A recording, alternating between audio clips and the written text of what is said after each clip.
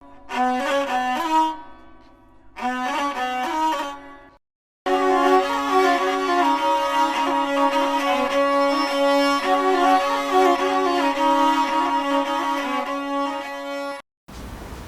Students, ਤੁਹਾਡਾ ਸਾਰਿਆਂ ਦਾ ਅੱਜ ਦੇ ਟੀਵੀ ਸਕੂਲ ਦੇ ਐਪੀਸੋਡ ਵਿੱਚ ਵੈਲਕਮ ਹੈ।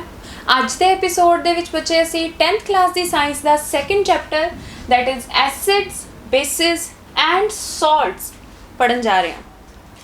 ਜਿਹੜੀਆਂ ਟਰਮਸ ਨੇ ਚੈਪਟਰ ਦੇ ਨੇਮ ਦੇ ਵਿੱਚ ਐਸਿਡਸ, ਬੇਸਿਸ ਤੇ ਸਾਲਟਸ, ਇਹਨਾਂ ਨੂੰ ਕਿਸੇ ਤਰ੍ਹਾਂ ਦੀ ਇੰਟਰੋਡਕਸ਼ਨ ਦੀ ਲੋੜ ਨਹੀਂ ਹੈ। ਇਹ ਟਰਮਸ ਜਿਹੜੀਆਂ ਨੇ ਅਸੀਂ ਡੇ ਟੂ ਡੇ ਲਾਈਫ ਦੇ ਵਿੱਚ ਅਸੀਂ ਇਹਨਾਂ ਟਰਮਸ ਦੇ ਵੈਲ ਨੋਨ ਆ, ਡੇ ਟੂ ਡੇ ਲਾਈਫ ਦੇ ਵਿੱਚ ਅਸੀਂ ਇਹਨਾਂ ਨੂੰ ਯੂਜ਼ ਕਰਦੇ ਹਾਂ। ਐਸਿਡਸ ਟਰਮ ਬਹੁਤ ਹੀ widely known, widely used term ਹੈ। ਅਸੀਂ ਘਰ ਦੇ ਵਿੱਚ ਹੀ ਕਈ ਵਾਰੀ ਸੁਣਦੇ ਹਾਂ ਕਿ ਅੱਜ ਮੈਨੂੰ ਐਸਿਡਿਟੀ ਹੋ ਰਹੀ ਹੈ, ਠੀਕ ਹੈ। ਇਹ ਵਰਡ ਅਸੀਂ ਕਿਉਂ ਯੂਜ਼ ਕਰਦੇ ਹਾਂ?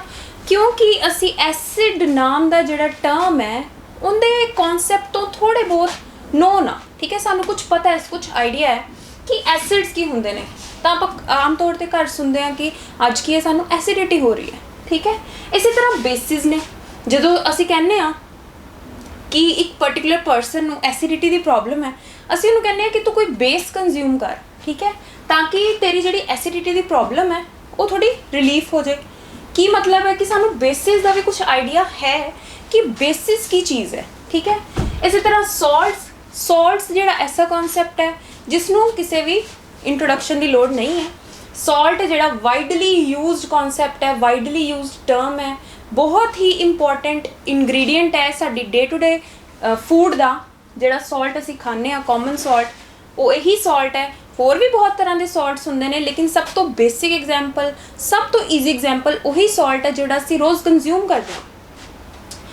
ਐਸਿਡਸ ਤੇ ਬੇਸਿਸ ਦਾ ਡੇ ਟੂ ਡੇ ਲਾਈਫ ਦੇ ਵਿੱਚ ਬਹੁਤ ਜ਼ਿਆਦਾ ਸਿਗਨੀਫਿਕੈਂਟ ਹੈ। ਸਿਗਨੀਫਿਕੈਂਸ ਇਸ ਤਰ੍ਹਾਂ ਹੈ ਕਿ ਸਾਨੂੰ ਅਸੀਂ ਤਾਂ ਹੀ ਦੱਸ ਸਕਦੇ ਹਾਂ ਕਿਉਂਕਿ ਸਾਨੂੰ ਇਹਨਾਂ ਦੀ ਪ੍ਰੋਪਰਟੀਜ਼ ਦਾ ਕੁਝ ਬੇਸਿਕ ਆਈਡੀਆ ਹੈ। ਅਤੇ ਅਸੀਂ ਕਿਵੇਂ ਜੱਜ ਕਰਦੇ ਹਾਂ ਕਿ ਕੋਈ ਚੀਜ਼ ਜਿਹੜੀ ਹੈ ਐਸਿਡ ਹੈ ਜਾਂ ਬੇਸ ਹੈ? ਅਸੀਂ ਉਹਨਾਂ ਦੀ ਕੁਝ ਜਨਰਲ ਪ੍ਰੋਪਰਟੀਜ਼ ਆਪਣੇ ਮਾਈਂਡ ਦੇ ਵਿੱਚ ਸੈੱਟ ਕੀਤੀਆਂ ਹੋਈਆਂ ਨੇ, ਜਿਹਦੇ ਤੋਂ ਸਾਨੂੰ ਪਤਾ ਲੱਗਦਾ ਹੈ ਕਿ ਜਿਹੜੀ ਪਰਟੀਕੂਲਰ ਚੀਜ਼ ਹੈ ਉਹਦਾ ਐਸਿਡਿਕ ਬਿਹੇਵੀਅਰ ਹੈ, ਜਿਹੜੀ ਆਹ ਪਰਟੀਕੂਲਰ ਚੀਜ਼ ਹੈ ਉਹਦਾ ਬੇਸਿਕ ਬਿਹੇਵੀਅਰ ਹੈ।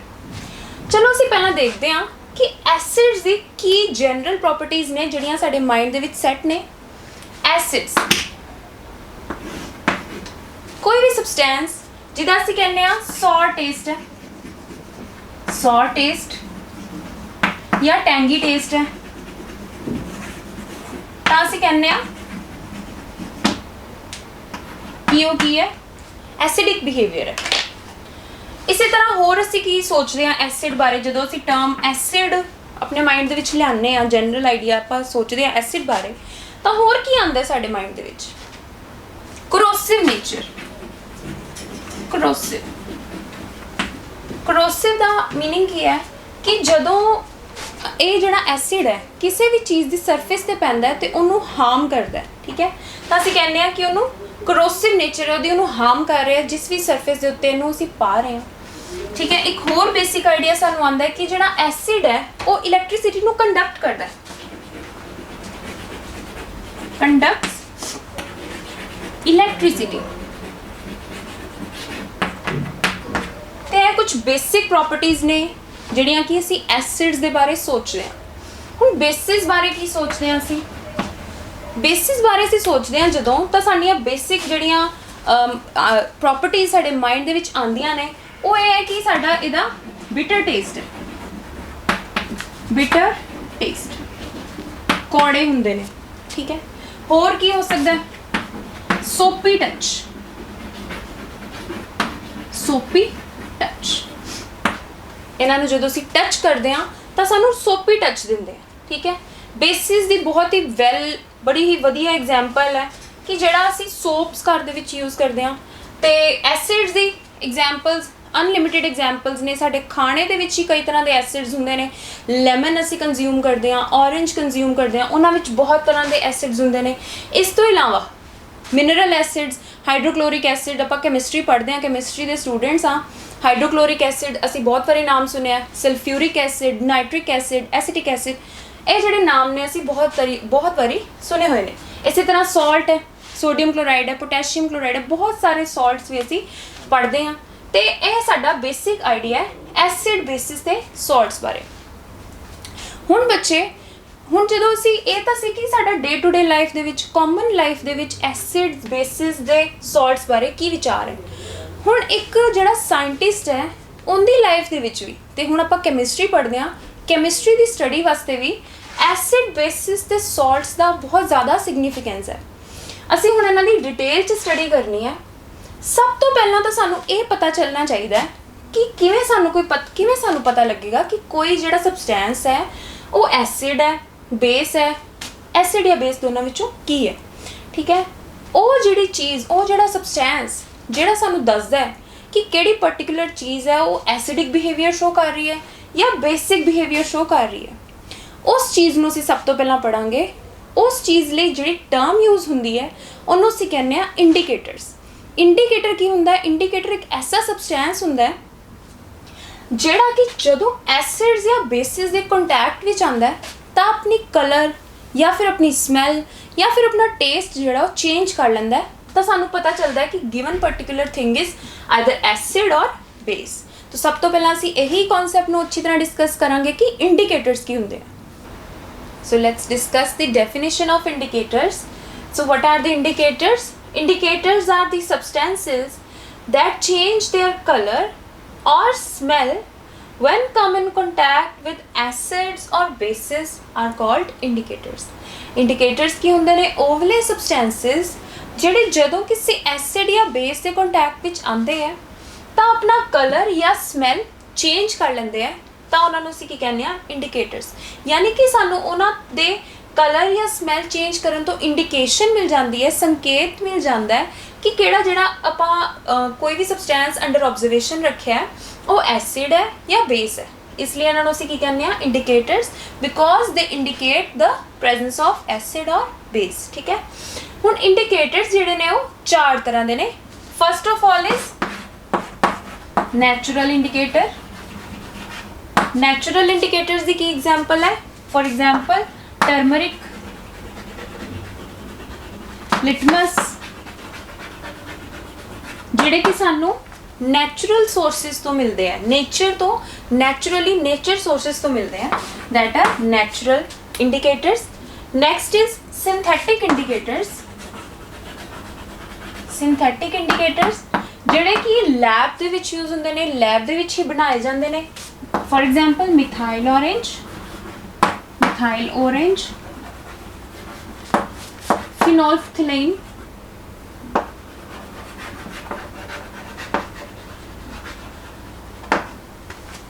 next we have olfactory indicators. Olfactory indicators are the indicators that change their smell. अपनी smell change कर लेंदे हैं ਜਦੋਂ ਵੀ ਉਹ ਕਿਸੇ ਐਸਿਡ ਜਾਂ ਬੇਸ ਦੇ ਕੰਟੈਕਟ ਵਿੱਚ ਆਉਂਦੇ ਆ, ਤਾਂ ਉਹਨੂੰ ਅਸੀਂ ਕੀ ਕਹਿੰਦੇ ਆ? olfactory indicators. ਇਹਦੀਆਂ ਕੀ ਐਗਜ਼ਾਮਪਲਸ ਹੈ? Onion, clove, vanilla. These are the examples of olfactory indicators. ठीक है, next one is very important one is universal indicator.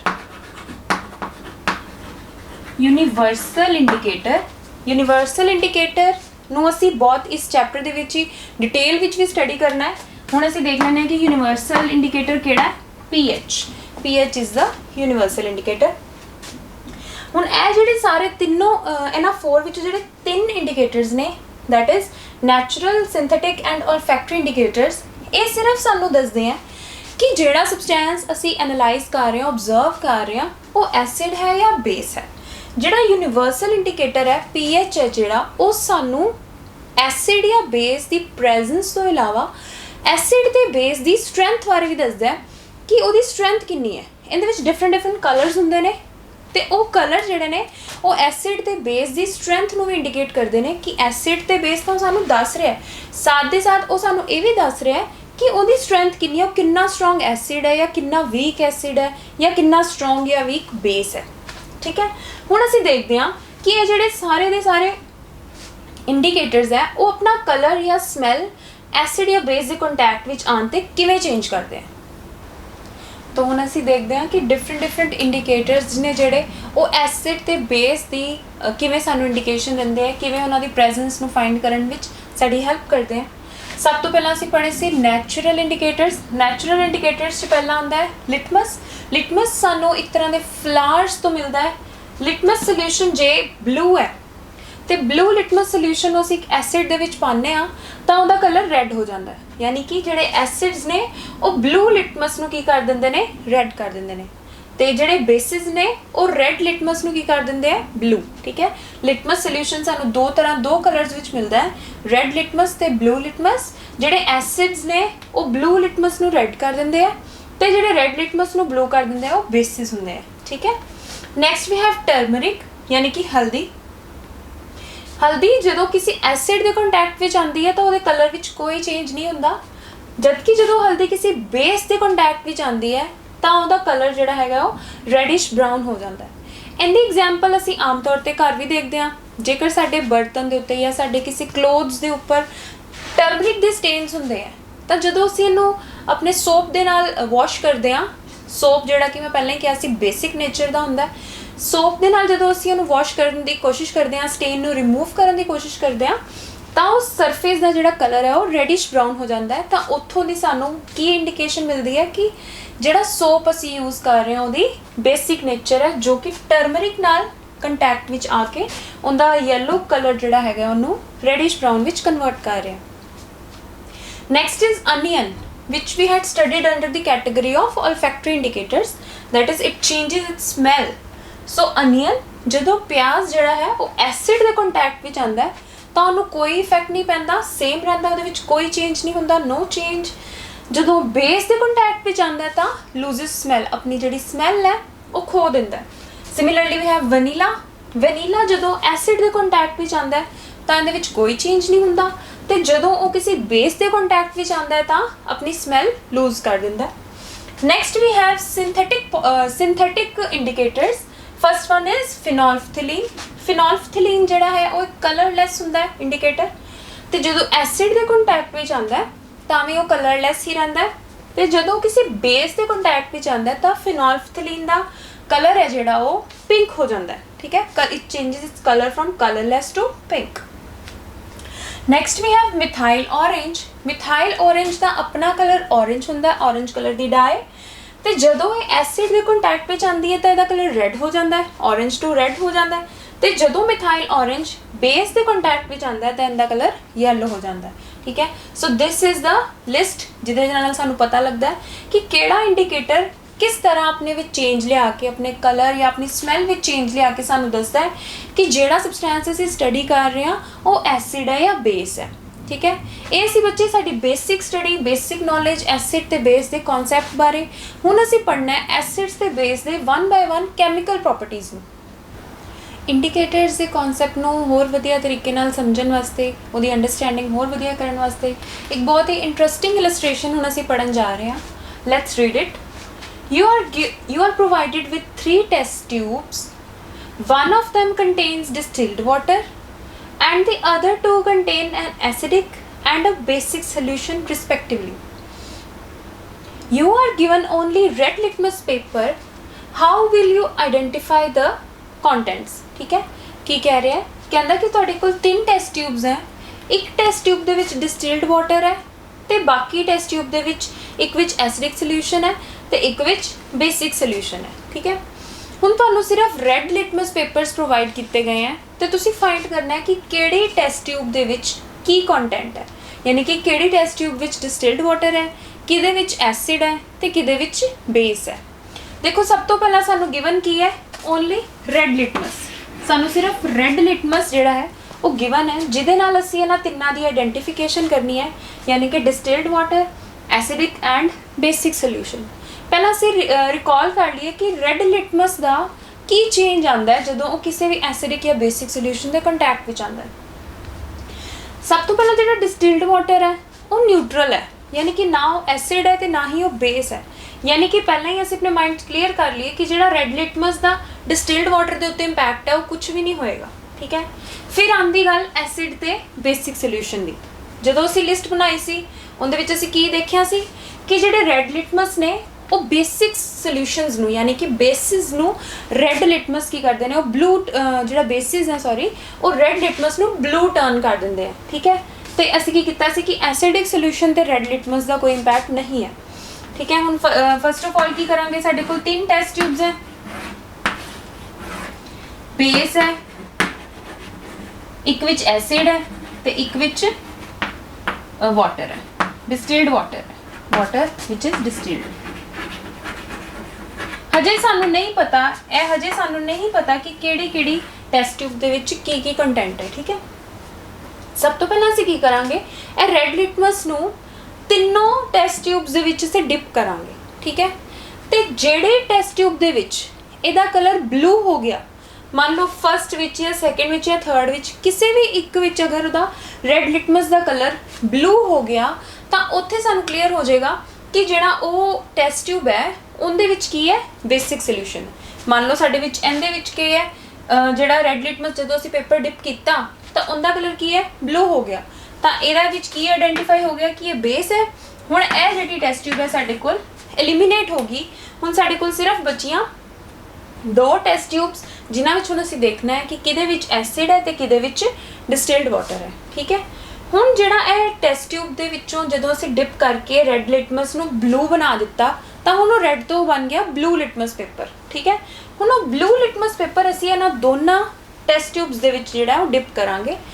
हुण की होएगा, जिहड़ी टेस्ट ट्यूब दे विच उस ब्लू लिटमस का कलर रेड हो जाएगा, उत्थों सानू की पता चल जाएगा कि उस टेस्ट ट्यूब विच की है एसिड है। क्यों? क्योंकि जिहड़े एसिड ने वो ब्लू लिटमस नूं की कर दिंदे हैं, रेड कर दिंदे हैं। जिहड़ी टेस्ट ट्यूब उस ब्लू लिटमस पेपर नूं रेड कर देगी उहदे विच एसिड आइडेंटिफाई हो जाएगा, तो जिहदे विच कोई चेंज नहीं आएगा उहदे विच डिस्टिल्ड वाटर आइडेंटिफाई हो जाएगा। इस तरह सिर्फ एक लिटमस की हेल्प दे नाल, एक कलर दे लिटमस की हेल्प दे नाल असीं तिन्ना तरह के जिहड़े सबसटेंसिस ने, चाहे एसिडिक है, चाहे बेसिक है, चाहे न्यूट्रल है, उन्हां दी आइडेंटिफिकेशन बड़े आराम नाल कर सकते हैं।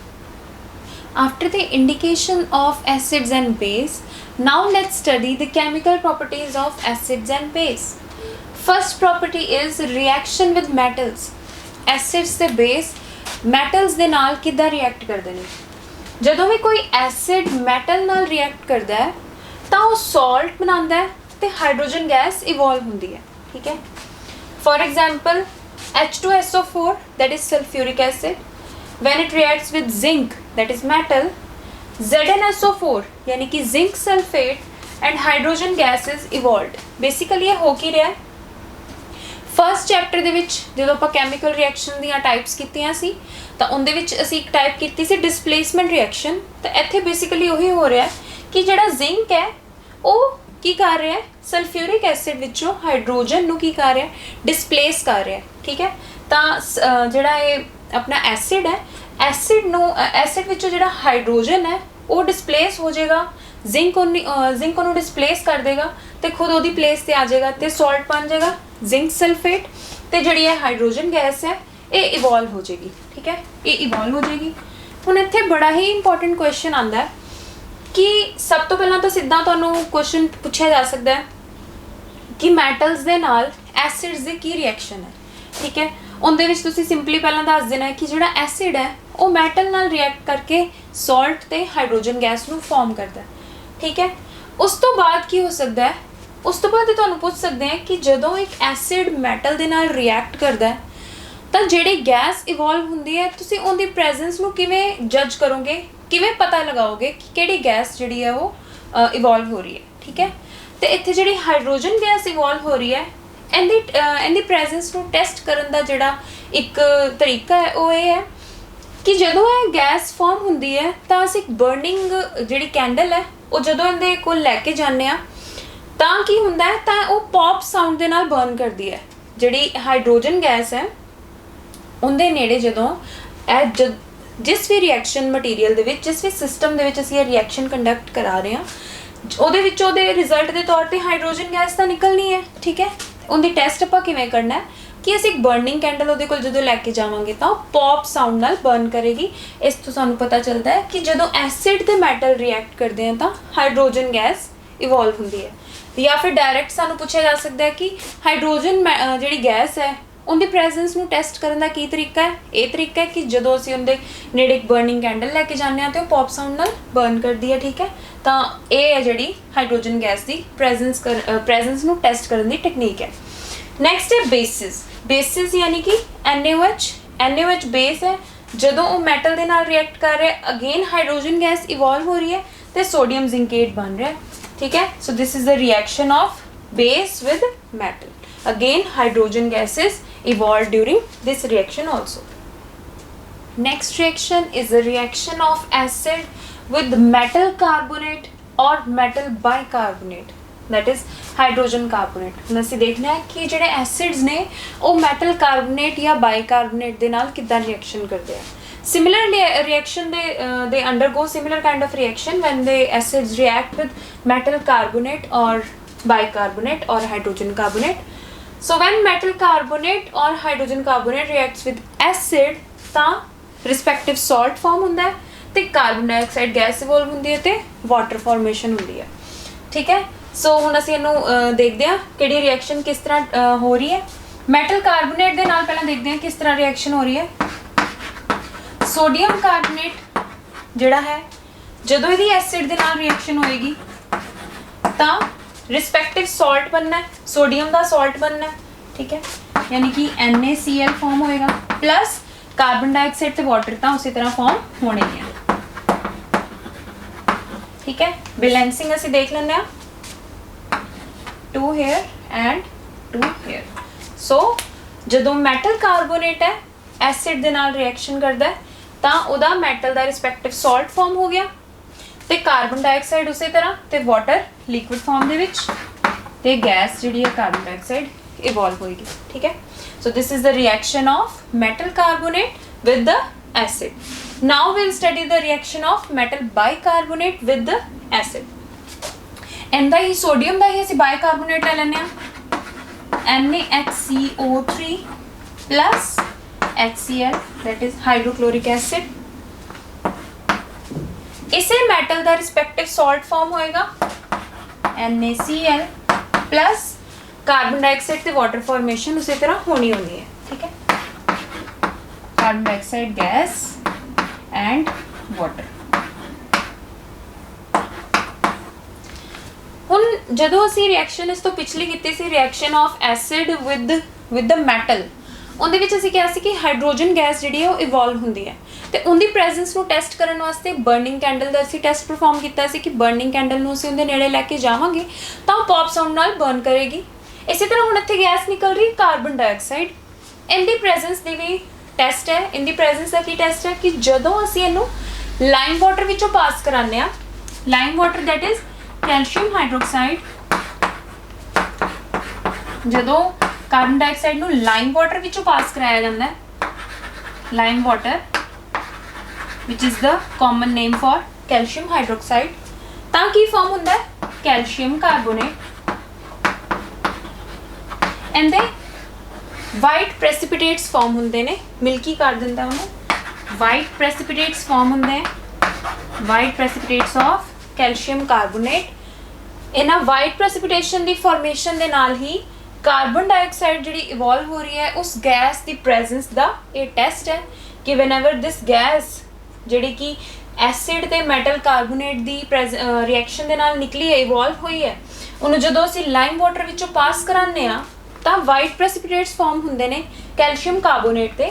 ਇੱਥੋਂ ਸਾਨੂੰ ਕਿਹਦੀ ਪ੍ਰੈਜ਼ੈਂਸ ਦਾ ਪਤਾ ਲੱਗਦਾ ਹੈ ਕਿ ਜਿਹੜੀ ਗੈਸ ਇਸ ਰਿਐਕਸ਼ਨ ਦੇ ਦੌਰਾਨ ਬਣ ਰਹੀ ਹੈ ਉਹ ਕਿਹੜੀ ਹੈ, carbon dioxide. Next reaction, that is the most important reaction of this chapter, is the reaction of acids and base। कि acid ਤੇ base ਆਪਸ ਵਿੱਚ ਕਿਸ ਤਰ੍ਹਾਂ react ਕਰਦੇ ਨੇ। ਇਸ reaction ਦਾ ਇੱਕ ਹੋਰ ਨਾਮ ਹੈ that is neutralization reaction। ਇਹ reaction ਜਿਹੜੀ ਹੈ ਇਸ chapter ਦੀ ਸਭ ਤੋਂ ਜ਼ਿਆਦਾ important reaction ਹੈ ਕਿ acid ਤੇ base ਜਿਹੜੇ ਆਪਸ ਵਿੱਚ ਕਿਸ ਤਰ੍ਹਾਂ react ਕਰਦੇ ਨੇ। ਜਦੋਂ ਵੀ ਇੱਕ acid base ਦੇ ਨਾਲ react ਕਰਦਾ ਹੈ ਤਾਂ ਕੀ ਬਣਦਾ ਹੈ, salt ਤੇ water। salt ਤੇ water, acid ਤੇ base ਦੀ reaction ਦੇ result ਦੇ ਤੌਰ ਤੇ salt ਤੇ water ਬਣਨ ਦੀ ਜਿਹੜੀ complete reaction ਹੈ ਇਹਨੂੰ ਅਸੀਂ ਕੀ ਕਹਿੰਦੇ ਆ, neutralization reaction।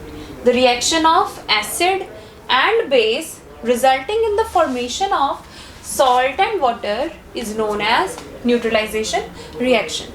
ਇਹਨੂੰ neutralization reaction ਕਿਉਂ ਕਹਿੰਦੇ ਆ? ਕਿਉਂਕਿ ਜਦੋਂ ਐਸਿਡ ਤੇ ਬੇਸ ਇਸ ਰਿਐਕਸ਼ਨ ਵਿੱਚ ਰਿਐਕਟ ਕਰਦੇ ਆ ਤਾਂ ਉਹ ਇੱਕ ਦੂਸਰੇ ਦੇ ਐਸਿਡਿਕ ਤੇ ਬੇਸਿਕ ਬਿਹੇਵੀਅਰ ਨੂੰ ਕੀ ਕਰ ਦਿੰਦੇ ਆ, ਨਿਊਟਰਲਾਈਜ਼ ਕਰ ਦਿੰਦੇ ਆ, ਬਿਲਕੁਲ ਬੈਲੈਂਸ ਕਰ ਦਿੰਦੇ ਆ। ਤਾਂ ਨੈਟ ਇਫੈਕਟ ਜਿਹੜਾ ਹੈਗਾ ਉਹ ਸਾਡੇ ਕੋਲ ਇੱਕ ਨਿਊਟਰਲ ਸਬਸਟੈਂਸ ਸਾਨੂੰ obtain ਹੁੰਦਾ ਹੈ। ਐਸਿਡਿਕ ਤੇ ਬੇਸਿਕ ਬਿਹੇਵੀਅਰ ਜਿਹੜਾ ਉਹ ਜਾ ਚੁੱਕਿਆ, ਠੀਕ ਹੈ। ਹੁਣ ਅਸੀਂ ਦੇਖਦੇ ਹਾਂ ਕਿ ਜਦੋਂ ਅਸੀਂ ਘਰ ਫੈਮਿਲੀ ਦੇ ਵਿੱਚ ਸੁਣਦੇ ਹਾਂ ਕਿ ਕਿਸੇ ਨੂੰ ਐਸਿਡਿਟੀ ਹੋ ਗਈ ਤਾਂ ਅਸੀਂ ਉਹਨੂੰ ਕਹਿੰਦੇ ਹਾਂ ਕਿ ਤੂੰ ਬੇਸ ਕੰਜ਼ਿਊਮ ਕਰ, ਜਾਂ ਫਿਰ ਅਸੀਂ ਮਿਲਕ ਆਫ ਮੈਗਨੀਸ਼ੀਆ ਕੰਜ਼ਿਊਮ ਕਰਦੇ ਹਾਂ। ਉਹ ਕਿਉਂ ਕਰਦੇ ਹਾਂ? ਕਿਉਂਕਿ ਉਹਦੀ ਜਿਹੜੀ ਉਹ ਪ੍ਰੋਪਰਟੀ ਹੈ ਉਹ ਬੇਸਿਕ ਪ੍ਰੋਪਰਟੀ ਹੈ, ਉਹ ਬੇਸਿਕ ਸਬਸਟੈਂਸ ਹੈ ਜਿਹਦੇ ਨਾਲ ਉਹ ਕੀ ਕਰਦਾ, ਸਾਡੀ ਬੋਡੀ ਦੇ ਅੰਦਰ ਜਾ ਕੇ ਸਟਮਕ ਵਿੱਚ ਜਿਹੜਾ ਸਾਡਾ ਐਸਿਡ ਪਿਆ ਹੁੰਦਾ, HCl ਐਸਿਡ ਜਿਹੜਾ ਸਾਡੇ ਸਟਮਕ ਵਿੱਚ ਪ੍ਰੋਡਿਊਸ ਹੁੰਦਾ, ਉਹਨੂੰ ਕੀ ਕਰ ਦਿੰਦਾ, ਉਹਦੇ ਨਾਲ ਰਿਐਕਸ਼ਨ ਕਰਕੇ ਨਿਊਟਰਲਾਈਜ਼ ਕਰ ਦਿੰਦਾ, ਜਿਹਦੇ ਨਾਲ ਸਾਨੂੰ ਰਿਲੀਫ ਮਿਲਦਾ, ਠੀਕ ਹੈ। ਇਸ ਲਈ ਜਿਹੜਾ ਜਦੋਂ ਸਾਨੂੰ ਐਸਿਡਿਟੀ ਹੁੰਦੀ ਹੈ ਤਾਂ ਅਸੀਂ ਬੇਸ ਕੰਜ਼ਿਊਮ ਕਰਦੇ ਹਾਂ, ਜਿਹਦੇ ਨਾਲ ਸਾਡੀ ਉੱਥੇ ਸਾਡੇ ਪੇਟ ਦੇ ਅੰਦਰ ਨਿਊਟਰਲਾਈਜੇਸ਼ਨ ਰਿਐਕਸ਼ਨ ਹੁੰਦੀ ਹੈ ਤੇ ਸਾਨੂੰ ਐਸਿਡਿਟੀ ਤੋਂ ਰਿਲੀਫ ਮਿਲਦਾ ਹੈ। ਹੁਣ ਅਸੀਂ ਇਹਦੀ ਐਗਜ਼ਾਮਪਲ ਸਟੱਡੀ ਕਰਦੇ ਹਾਂ ਕਿ ਐਸਿਡ HCl, ਬੇਸ ਕੋਈ ਵੀ ਬੇਸ ਲੈ ਲਓ NaOH, ਜਦੋਂ ਰਿਐਕਟ ਕरेंगे ਤਾਂ ਕੀ ਬਣੇਗਾ, ਰਿਸਪੈਕਟਿਵ ਸਾਲਟ ਬਣੇਗਾ। Na ਦਾ ਕੀ ਸਾਲਟ ਬਣੇਗਾ Cl ਦੇ ਨਾਲ, that will be NaCl plus this hydrogen and OH form water, ठीक है। So this is the reaction of, this is acid, this is base, this is the salt and this is the water. So this is the reaction of acid and base। ਸਭ ਤੋਂ ਜ਼ਿਆਦਾ important reaction ਹੈ ਸਾਡੀ ਡੇ to day life ਦੇ ਵਿੱਚ ਵੀ, ਇਹਦੀ ਬਹੁਤ ਜ਼ਿਆਦਾ ਇੰਪੋਰਟੈਂਸ ਹੈ ਤੇ ਕੈਮਿਸਟਰੀ ਦੇ ਫੀਲਡ ਦੇ ਵਿੱਚ ਵੀ ਇਸ ਰਿਐਕਸ਼ਨ ਦੀ ਬਹੁਤ ਜ਼ਿਆਦਾ ਇੰਪੋਰਟੈਂਸ ਹੈ। ਹੁਣ ਅਸੀਂ ਡਿਸਕਸ ਕਰਦੇ ਹਾਂ ਕੁਝ ਕੁਐਸਚਨਸ ਜਿਹੜੇ ਕਿ ਕੈਮੀਕਲ ਰਿਐਕਸ਼ਨਸ ਜਿਹੜੀਆਂ ਅਸੀਂ ਕਰ ਚੁੱਕੇ ਹਾਂ ਉਹਨਾਂ ਉੱਤੇ ਬੇਸਡ ਹੈ। ਫਸਟ ਕੁਐਸਚਨ ਹੈ, why should curd and sour substances not kept in brass and copper vessel. ਕਹਿੰਦਾ ਕਰਡ ਯਾਨੀ ਕਿ ਦਹੀਂ ਜਾਂ ਹੋਰ ਖੱਟੇ ਸਬਸਟੈਂਸਿਸ ਨੂੰ ਸਾਨੂੰ ਪਿੱਤਲ ਜਾਂ ਕਾਪਰ ਦੇ ਬਰਤਨਾਂ ਦੇ ਵਿੱਚ ਸਾਨੂੰ ਨਹੀਂ ਰੱਖਣਾ ਚਾਹੀਦਾ, ਠੀਕ ਹੈ। ਕਰਡ ਹੈ ਜਿਹੜੀ ਆ ਸੌਲਟ ਸਬਸਟੈਂਸਿਸ ਨੇ। ਸੌਲਟ ਸਬਸਟੈਂਸਿਸ ਆਪਾਂ ਪਹਿਲਾਂ ਹੀ ਪੜ੍ਹਿਆ ਸੀ ਕਿ ਜਿਹੜੇ ਐਸਿਡਿਕ ਸਬਸਟੈਂਸਿਸ ਹੁੰਦੇ ਆ ਉਹਨਾਂ ਦਾ ਜਿਹੜਾ ਟੇਸਟ ਹੈ ਉਹ ਸੌਰ ਹੁੰਦਾ ਹੈ। ਅਗੇਨ ਜਿਹੜੀ ਕਰਡ ਹੈ ਉਹਦੇ ਵਿੱਚ ਵੀ ਲੈਕਟਿਕ ਐਸਿਡ ਪ੍ਰੈਜ਼ੈਂਟ ਹੁੰਦਾ ਹੈ, ਅਗੇਨ ਉਹਦੇ ਵਿੱਚ ਵੀ ਐਸਿਡਿਕ ਬਿਹੇਵੀਅਰ ਹੈ। ਤੇ ਜਦੋਂ ਅਸੀਂ ਇਹਨੂੰ ਕਾਪਰ ਵੈਸਲ ਦੇ ਵਿੱਚ ਰੱਖਾਂਗੇ, ਕਾਪਰ ਇਜ਼ ਅ ਮੈਟਲ ਤੇ ਸਾਨੂੰ ਪਤਾ ਹੈ ਅਸੀਂ ਕਰ ਚੁੱਕੇ ਹਾਂ ਕਿ ਜਿਹੜੇ ਐਸਿਡਸ ਹੁੰਦੇ ਨੇ ਉਹ ਮੈਟਲ ਦੇ ਨਾਲ ਕਿੱਦਾਂ ਰਿਐਕਟ ਕਰਦੇ ਨੇ। ਐਸਿਡ ਜਿਹੜੇ ਨੇ ਉਹ ਮੈਟਲ ਦੇ ਨਾਲ ਰਿਐਕਟ ਕਰਕੇ ਹਾਈਡਰੋਜਨ ਗੈਸ ਜਿਹੜੀ ਹੈ ਇਵੋਲਵ ਕਰਦੇ ਨੇ ਤੇ ਹੋਰ ਜਿਹੜੇ ਇੱਕ ਤਾਂ ਉਹ ਹਾਈਡਰੋਜਨ ਗੈਸ ਇਵੋਲਵ ਕਰਦੇ ਆ ਤੇ ਹੋਰ ਜਿਹੜੇ ਸਾਈਡ ਪ੍ਰੋਡਕਟਸ ਬਣਾਉਂਦੇ ਆ ਉਹ ਹਾਰਮਫੁਲ ਪ੍ਰੋਡਕਟਸ ਬਣਾਉਂਦੇ ਆ ਤੇ ਹਾਈਡਰੋਜਨ ਗੈਸ ਜਿਹੜੀ ਹੈ ਇਵੋਲਵ ਹੁੰਦੀ ਹੈ ਜਿਹਦੇ ਨਾਲ ਜਿਹੜਾ ਸਬਸਟੈਂਸ ਹੈ ਉਹ ਸਪੋਇਲ ਹੋ ਜਾਂਦਾ ਹੈ। ਇਸ ਲਈ ਸਾਨੂੰ ਇਹਨਾਂ ਚੀਜ਼ਾਂ ਨੂੰ ਕਾਪਰ ਜਾਂ ਬ੍ਰਾਸ ਦੇ ਵੈਸਲਸ ਦੇ ਵਿੱਚ ਨਹੀਂ ਰੱਖਣਾ ਚਾਹੀਦਾ due to their chemical reaction. Chemically ਉਹ ਰਿਐਕਟ ਕਰ ਜਾਂਦੇ ਆ ਜਿਹਦੇ ਨਾਲ ਹਾਰਮਫੁਲ ਪ੍ਰੋਡਕਟਸ ਪ੍ਰੋਡਿਊਸ ਹੁੰਦੇ ਆ, ਜਿਹਦੇ ਨਾਲ ਸਾਡਾ ਜਿਹੜਾ ਫੂਡ ਹੈ ਉਹ ਸਪੋਇਲ ਹੋ ਜਾਂਦਾ ਹੈ। ਇਸ ਕਰਕੇ ਸਾਨੂੰ ਕਰਡ ਜਾਂ ਸੌਰ ਸਬਸਟੈਂਸਿਸ ਨੂੰ ਬ੍ਰਾਸ ਜਾਂ ਕਾਪਰ ਦੇ ਵੈਸਲਸ ਦੇ ਵਿੱਚ ਨਹੀਂ ਰੱਖਣਾ ਚਾਹੀਦਾ। ਨੈਕਸਟ ਹੈ 10 ml of NaOH solution is found to be completely neutralized by 8 ml of HCl. How much HCl is required to neutralize 20 ml of NaOH? Again, neutralization ਦੀ ਗੱਲ ਹੋ ਰਹੀ ਹੈ। neutralize ਕੀਤਾ ਜਾ ਰਿਹਾ ਹੈ ਐਸਿਡ ਤੇ ਬੇਸਿਸ ਨੂੰ ਇੱਕ ਦੂਸਰੇ ਦੇ ਨਾਲ। ਕਹਿ ਰਿਹਾ ਹੈ ਕਿ 10 ml of NaOH solution, NaOH solution sodium hydroxide solution ਕੀ ਹੈ, ਇੱਕ ਬੇਸ ਹੈ। 10 ml sodium hydroxide solution ਨੂੰ, ਬੇਸਿਕ ਸੋਲੂਸ਼ਨ ਨੂੰ ਕੰਪਲੀਟਲੀ ਨਿਊਟਰਲਾਈਜ਼ ਕਰਨ ਵਾਸਤੇ ਸਾਨੂੰ 8 ml ਲੱਗ ਰਿਹਾ ਹੈ HCl ਦੇ, ਠੀਕ ਹੈ। 10 ml ਬੇਸ ਨੂੰ ਨਿਊਟਰਲਾਈਜ਼ ਕਰਨ ਵਾਸਤੇ 8 ml ਲੱਗ ਰਹੇ ਹੈ ਐਸਿਡ ਦੇ। How much HCl is required to neutralize 20 ml of NaOH? 20 ml base NaOH ਨੂੰ ਨਿਊਟਰਲਾਈਜ਼ ਕਰਨ ਵਾਸਤੇ ਸਾਨੂੰ ਕਿੰਨੇ HCl ਯਾਨੀ ਕਿ ਕਿੰਨੇ ਐਸਿਡ ਦੀ ਰਿਕੁਆਇਰਮੈਂਟ ਹੈ। ਸਿੰਪਲੀ ਸਭ ਤੋਂ ਪਹਿਲਾਂ ਤਾਂ ਸਾਨੂੰ ਨਿਊਟਰਲਾਈਜੇਸ਼ਨ ਦਾ ਕਨਸੈਪਟ ਪਤਾ ਹੋਣਾ ਚਾਹੀਦਾ ਹੈ। What is neutralisation? Neutralisation is the reaction between acid and base. Acid ਤੇ ਬੇਸ ਦੀ ਰਿਐਕਸ਼ਨ ਹੁੰਦੀ ਹੈ। ਤਾਂ ਹੁਣ ਇਹਦੇ ਵਿੱਚ ਸਿੰਪਲੀ ਅਸੀਂ ਯੂਨਿਟਰੀ ਮੈਥਡ ਲਗਾ ਕੇ ਆਪਾਂ ਅਮਾਊਂਟ ਆਫ ਐਸਿਡ ਜਿਹੜੀ ਉਹ ਕੈਲਕੂਲੇਟ ਕਰ ਸਕਦੇ ਹਾਂ। ਕਿਵੇਂ? ਦੇਖੋ 10 ml NaOH ਦੀ ਰਿਕੁਆਇਰਮੈਂਟ ਕੀ ਹੈ? requires is equal to 8 ml HCl। 8 ml HCl ਦੀ ਰਿਕੁਆਇਰਮੈਂਟ ਹੈ।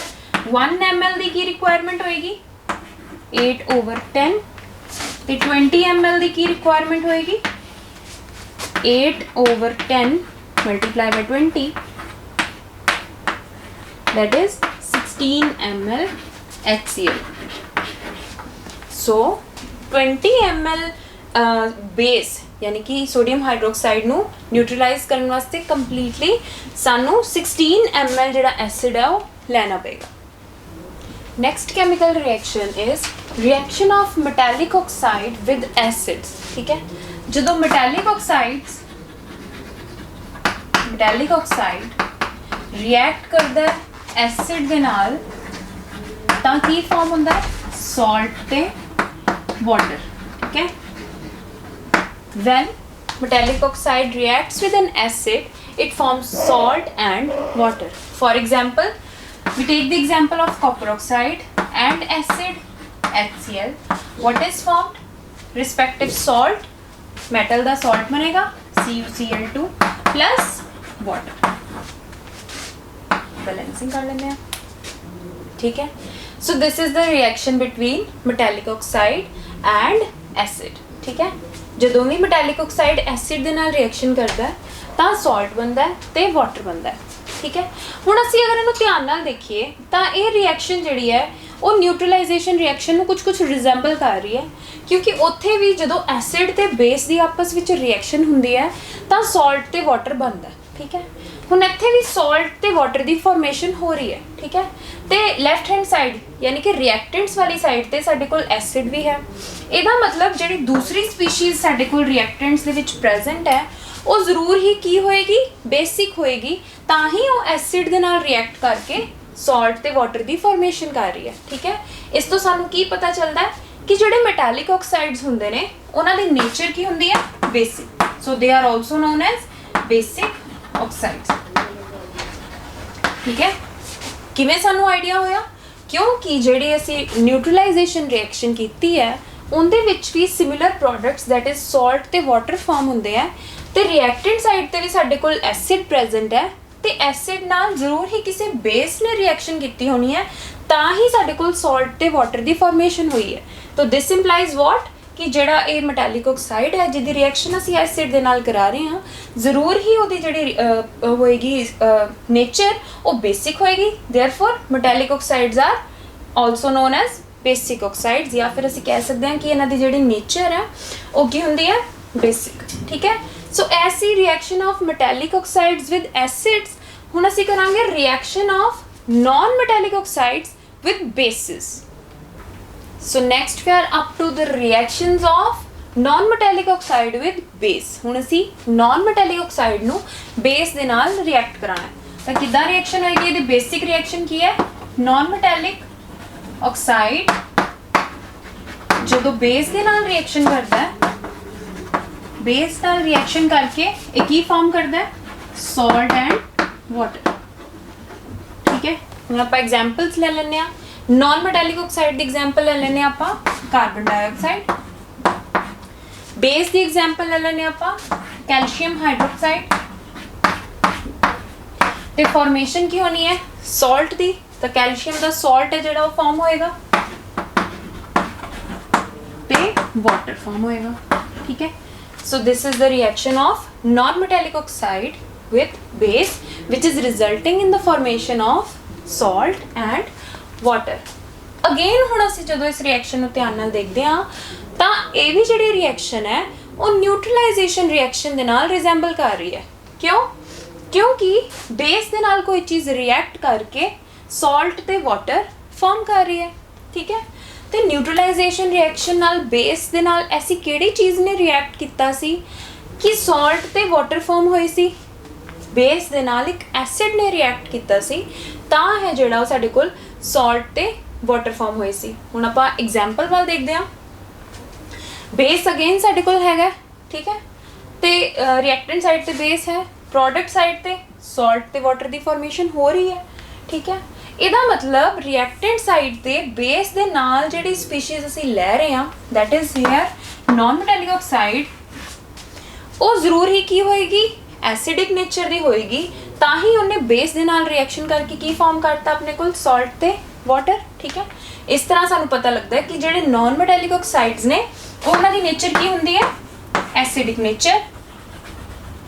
ਸੋ non metallic oxides possess acidic nature and they are also known as acidic oxides.